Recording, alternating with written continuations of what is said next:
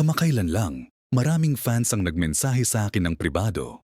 Nagtatanong, sa MLBB Diamond Recharge Event, paano ko makakakuha ng mga loads at doblehin ang aking mga diamonds? Huwag mag-alala.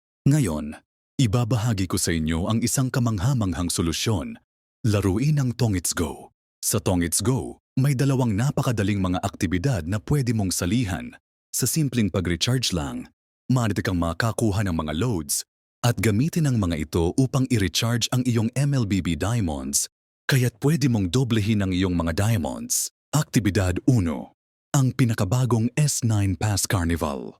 Sa pagkumpleto mo ng mga tasks sa S9 Pass, madali kang makakakuha ng 100 Go Stars. Bukod pa rito, pwede kang sumali sa mga libreng torneo at mga aktibidad ng pagkolekta ng cards.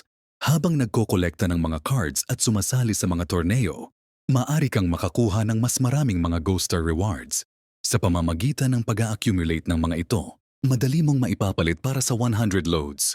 Ang mga loads na ito ang susi sa pagpapalit ng MLBB Diamonds. Aktibidad 2. Mga pribilehiyo sa TG Group. Sumali sa TG Group at maranasan ang mas advanced na gameplay. Mayroong walang hanggang lucky draws dito.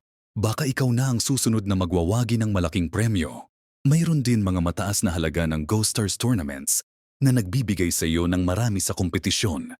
Ang sigit pa para sa mga props sa group, maaari kang makipag-ugnayan sa may-ari ng group upang makakuha ng mga di inaasahang sorpresa.